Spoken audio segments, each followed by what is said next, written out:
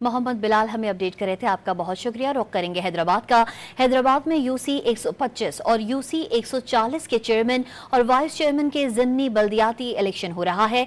हैदराबाद के साथ डिवीजन के दीगर 5 अजला में भी ज़िमनी बल्दियाती इलेक्शन हो रहा है। इस हवाले से मालूम करते हैं डॉन न्यूज़ के नुमाइंदे राशिद शेख से। जी राशिद, बताइएगा हैदराबाद के पोलिंग स्टेशन की क्या सूरत हाल है इस वक्त?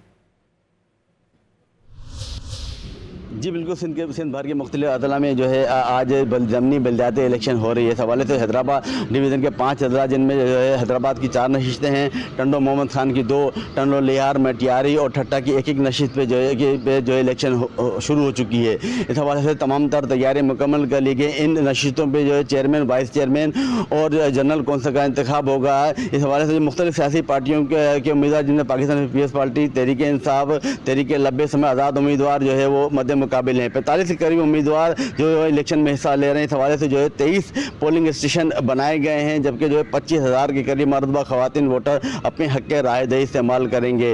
1500 के करीब पुलिस एहलकारों को जिन पोलिंग स्टेशन पर सिक्योरिटी के लिए मुकर्रर किया गया है, जबकि जिन इलाकों में पोलिंग हो रही है उन इलाकों में सरकारी स्कूल सब सरकारी इदारों में जो है आम तातील का भी ऐलान किया गया है। पोलिंग का अमल शुरू हो चुका है और वोटर जो है इक्का दुक्का जो है वो पोलिंग स्टेशन में पहुँच के अपना वोट कास्ट करना शुरू कर चुके हैं। जी।